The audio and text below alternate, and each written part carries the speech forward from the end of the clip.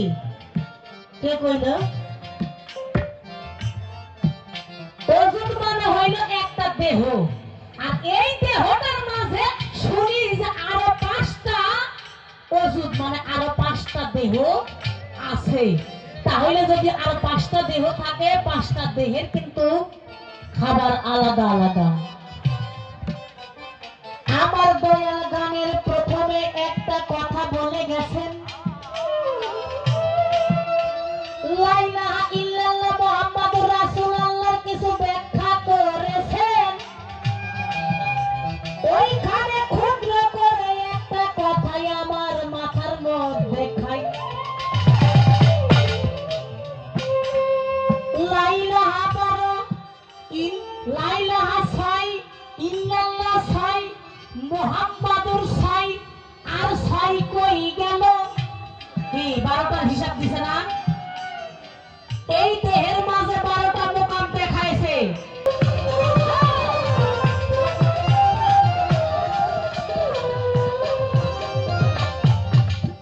শুনি পঞ্চ অজুদ হই গয়া আমার, কোন অজুদের কিবা আহার বাসনা জানা।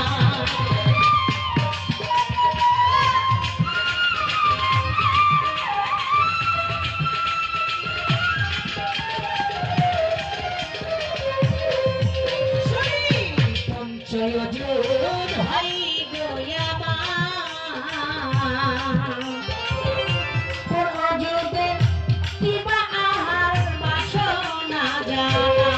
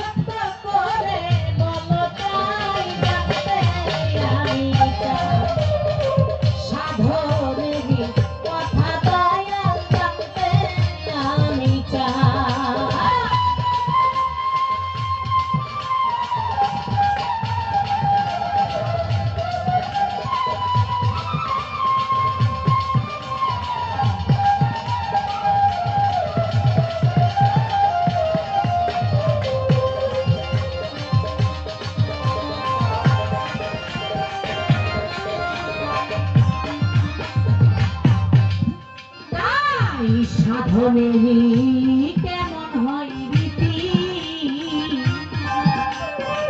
সাধন ছাড়া করলে ভজন কি হয় তার গতি।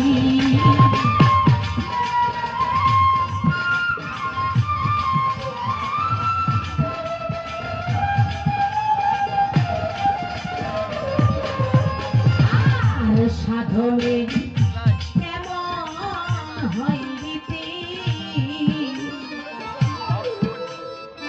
সাধন ছাড়া করলে ভজন কি হয় তার গতি।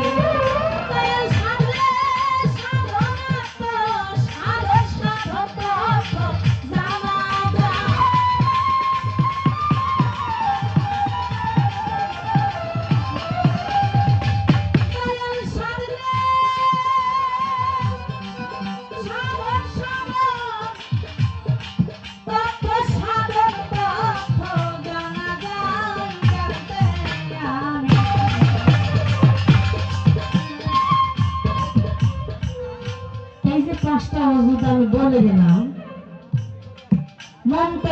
মুমকিনাল আরেফুল ওয়াজিবুল ওয়াহিদিনিয়াত, এরকম ওজুদের নাম, তাই না?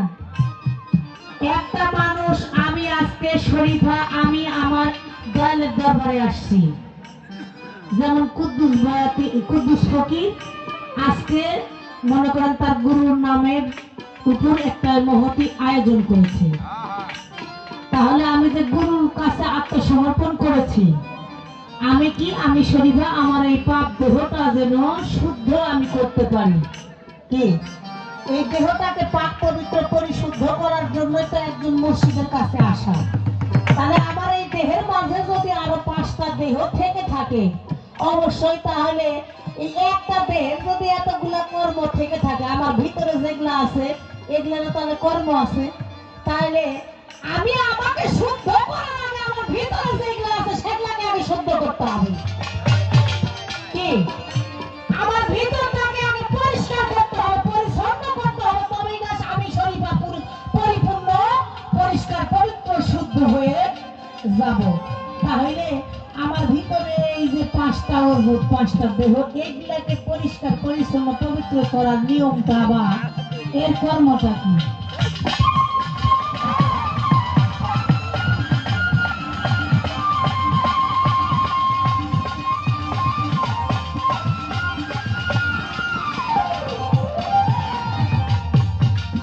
তাই তুমি দয়াল হও পারেনি কান্দা,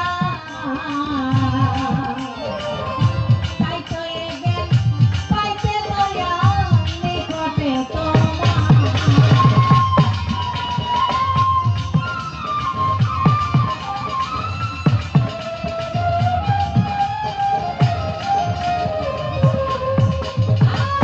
তুমি মুর্শিদ